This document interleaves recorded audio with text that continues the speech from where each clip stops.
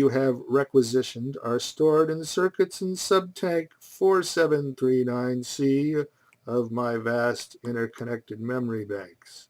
There will be an unavoidable delay while the necessary hookups are made to retrieve this rarely requested material.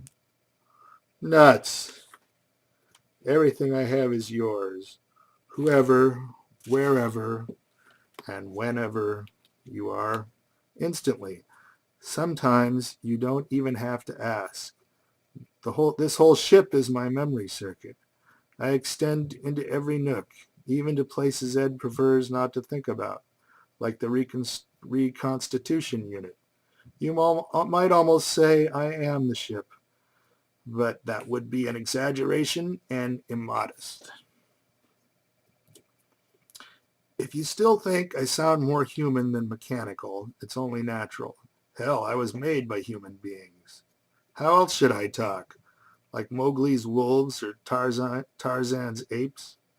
Machines talk good, like colloquial. Machines have been talking for generations. Ask Victor. Ed, I have this reluctance to eat that keeps me thin. I mean, I'm not bloaty. Old tum don't sag. Old chin ain't double. No dewlaps yet on old cheek flesh. I'm a pretty good specimen by any standards, and I guess it's because I'm abstemious. I don't eat much, certainly. Not between meals. You wouldn't either if everything you had for dinner was something you'd had 100, 1,000 times before.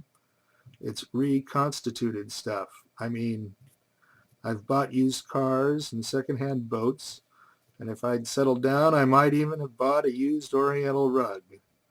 But I'd have drawn the line at used food. My folks talk sometimes about the Depression and told about the cheap things they ate, but at least they'd been the first to eat them. They came out of those bad times strong and proud. I sit down to dinner with as much pleasure as an explorer at a cannibal feast. I don't want to eat this stuff, sanitary as it must be, that has already passed at least once through the alimentary canal, and there's no comfort in knowing it's no foreign waterway that's been navigated. It's my own, my native gland. It's an affront to the system, except it's not the system that's outraged. The body can take it. It's the imagination that revolts. It's got this way of exaggerating to the point where you say, never mind the facts, what the facts are. Things ought to be different.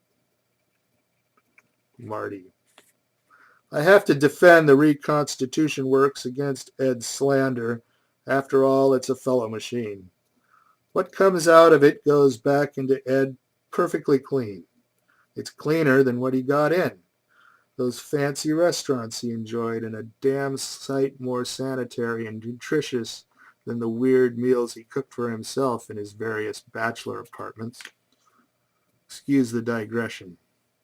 I had to get it out of my system, as Ed was getting it out of his.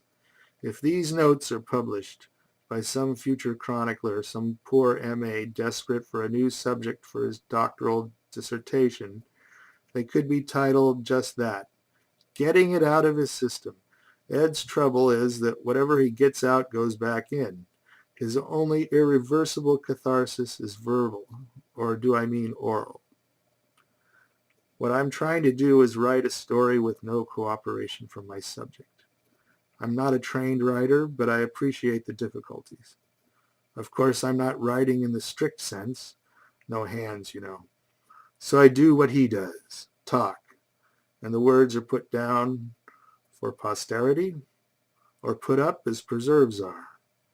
It's a kind of automatic writing without slates, certainly without sleight of hand. If I write or talk too much, put it down or up to my inexperience. First one writes, then he edits. I couldn't really be expected to know very much, consisting, as I do, mostly of a bunch of circuits in and near the hull of this experimental capsule of potty Parnells.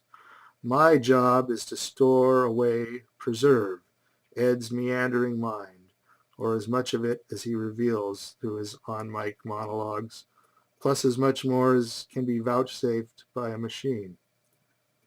They had to trust to a machine because nobody else was going up here with Ed, and nobody did.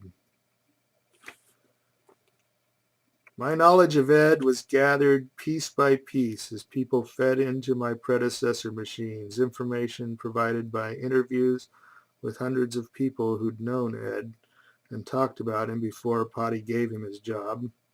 There is also the information provided by Ed himself, both in direct interviews and during some electronic gastrointestinal spying.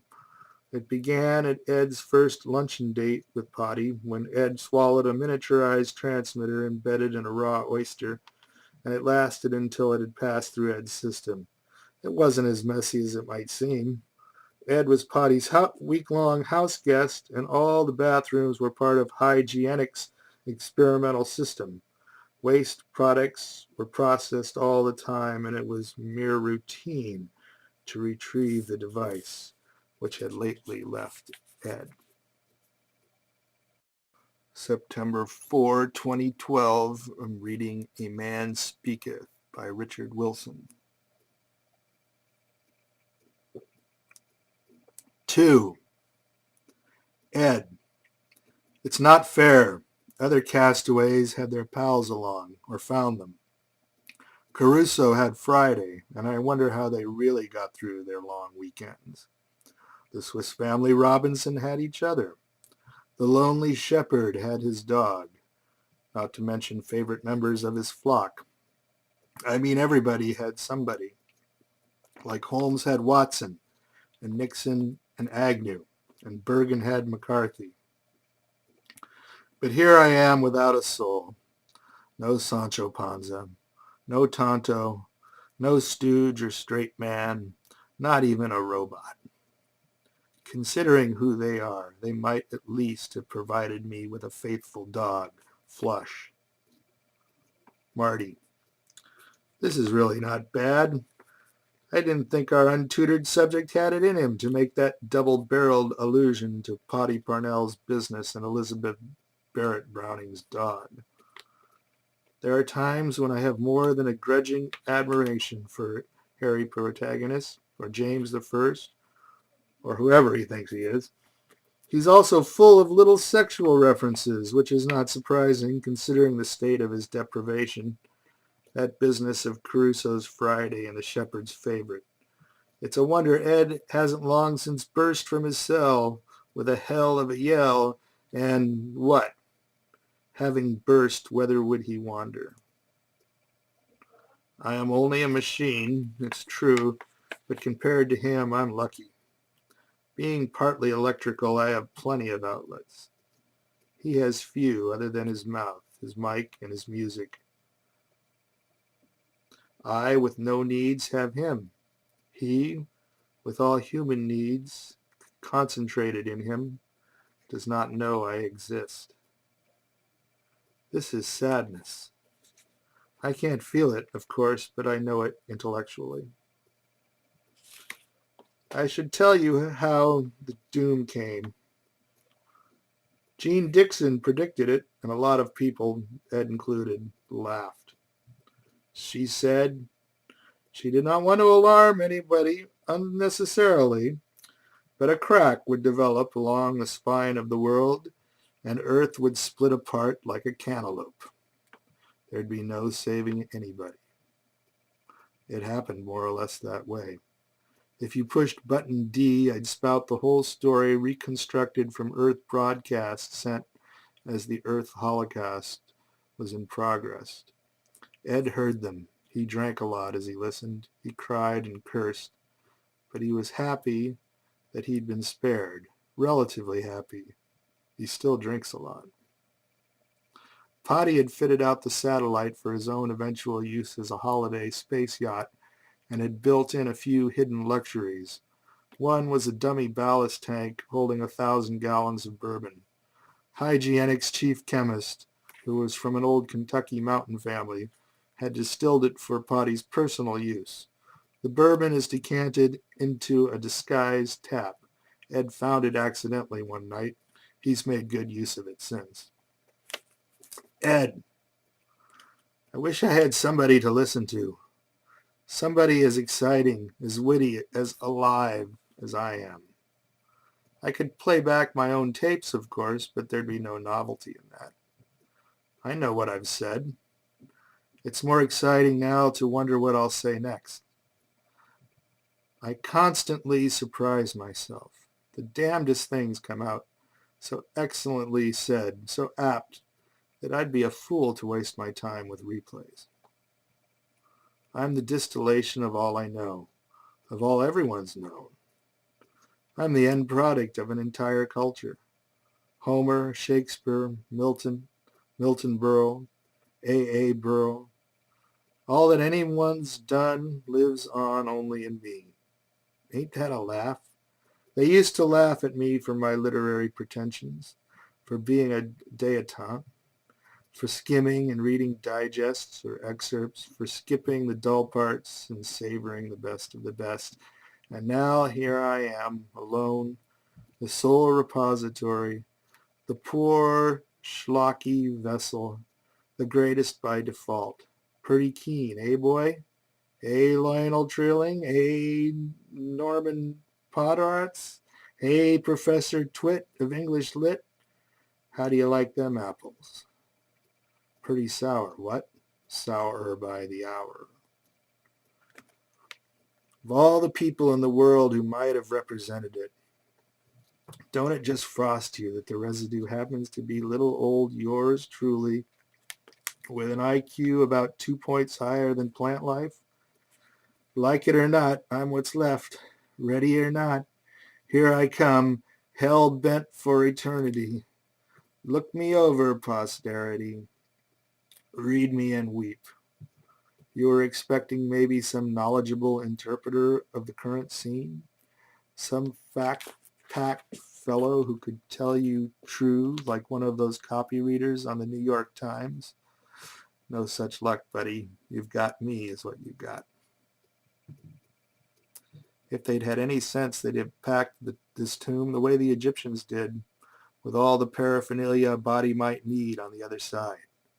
They'd have supplemented me with the things they used to put in time capsules, the Encyclopedia Britannica and the World Almanac and microfilms of the New York Times. They'd have ballasted me with bound volumes of the New Yorker and Harper's and the Atlantic. Had they but known, they could have dispensed with me entirely and packed in a few 100 pounds of reproductions of art treasures of the Louvre and tapes of the Philharmonic and highbrow stuff like that. Instead, they got, and you're stuck with, old excess baggage himself, me. Depressing, isn't it? But maybe I'm the only monument Earth deserves. Mediocre Max, the modern marvel, second-rate stew, Nat the nebbish, the lowest common denominator. You know what's here in the way of a tomb for mankind? Aside from my life support system and inexhaustible supplies of food and air, me and my microphone and my records. No books, no microfilms. They used to ask what books you'd take to a desert island. The answer was the Bible, Shakespeare, and an unabridged dictionary. Well, I haven't even got a comic book or the Reader's Digest. I haven't got a World Almanac or a Sears catalog or a phone book.